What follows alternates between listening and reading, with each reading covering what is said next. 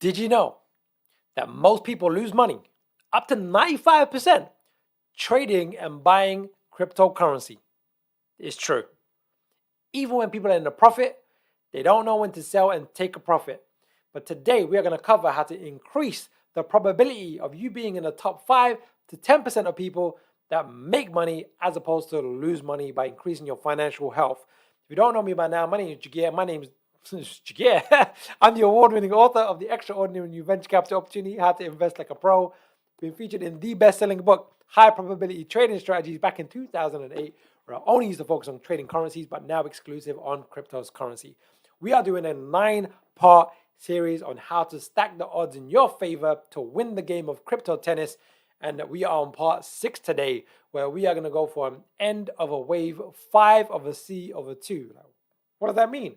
Well, if you want to learn the other parts of how we've got here so far, watch the other 5 parts, because we're going to dive in on how you can stack the odds in your favor so you don't lose and you have a higher probability of winning this beautiful game called crypto. Let's dive straight in. All right, quick recap. What we covered in the 5 parts so far is 1, 2, 3, 4, 5 of a wave 1 and an ABC of a wave 2. We said momentum on the weekly is pointing up. Daily is also now pointing up. You can see that at the bottom of the chart over here.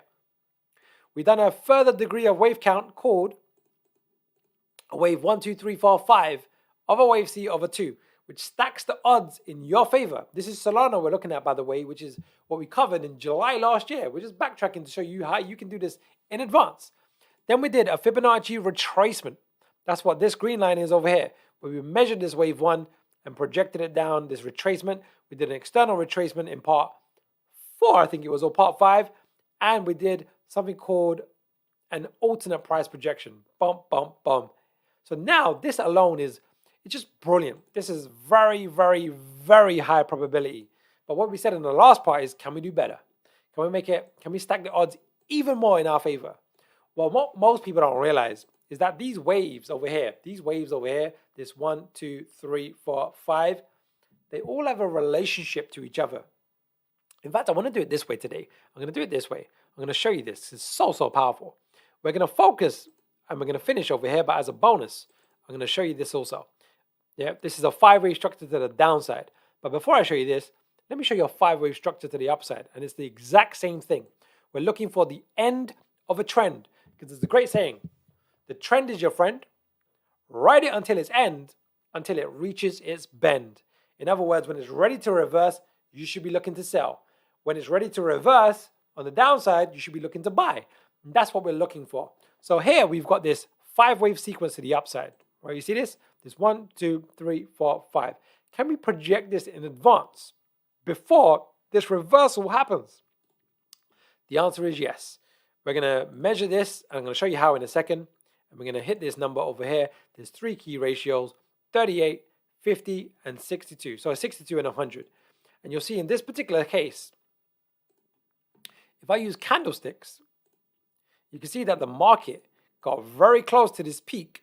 And when it gets close to this peak, it tells us we should be looking to sell, right? And then it did this big reversal.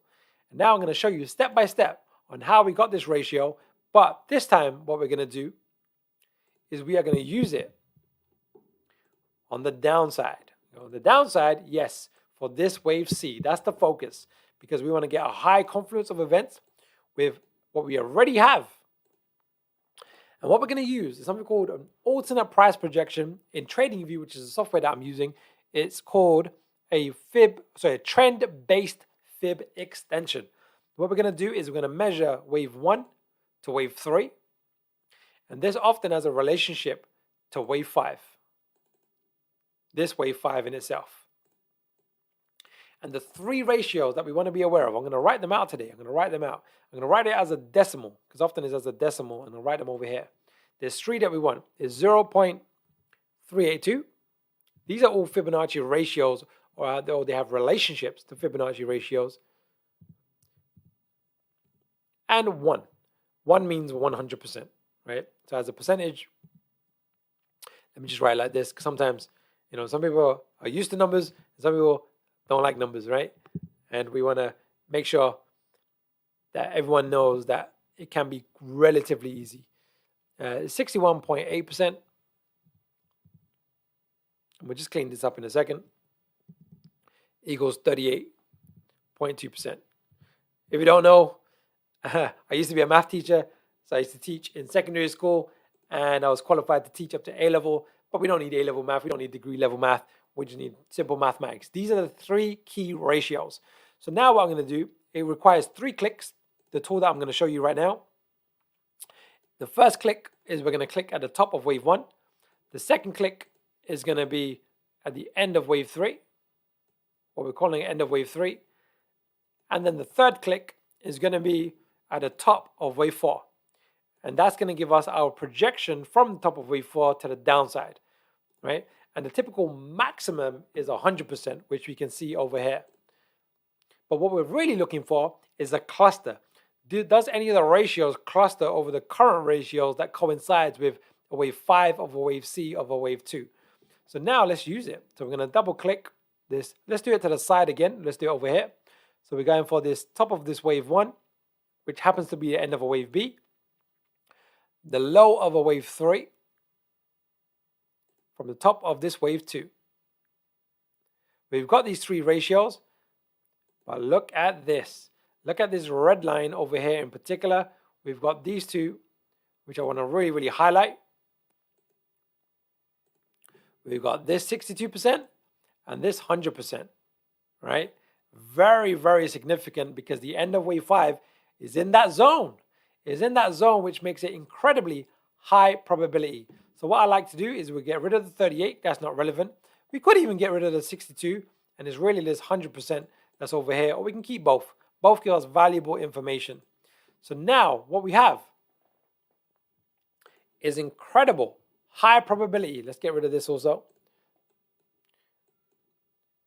Where we've got momentum on 2 time frames. Weekly is oversold and daily is just gone bullish, right? That's our first thing. 2 degrees of time frame pointing up. We've got 3 degrees of wave counts. We've got a wave 2, we got an ABC, and we got a 1, 2, 3, 4, 5. Very significant, right? So we've got momentum and pattern both saying the same thing.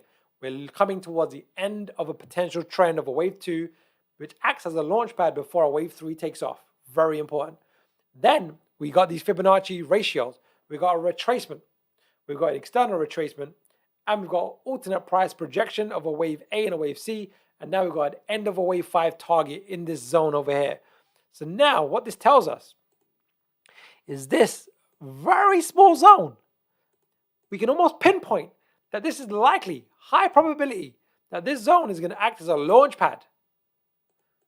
Because wave 2s, if I just draw it like this, get rid of this, and this is what I want you to think about. Wave 2s are a retest of a wave 1, or the beginning of a wave 1. And if it holds, it acts as a launch pad for the price to give confidence to the market, for the price to take off, to really take off. And now we've got our 6 parts of our 9-part series. If you want to learn more about how to do Elliott Wave and Fibonacci and how to put these pieces of the puzzle together, I've actually created a free Elliott Wave and Fibonacci masterclass for you. It's in the description box below, and it covers everything. And you can just enjoy it and really, really enjoy it. And by the way, like today's content, it really shows your support for the channel. Now we're going to go into part 7.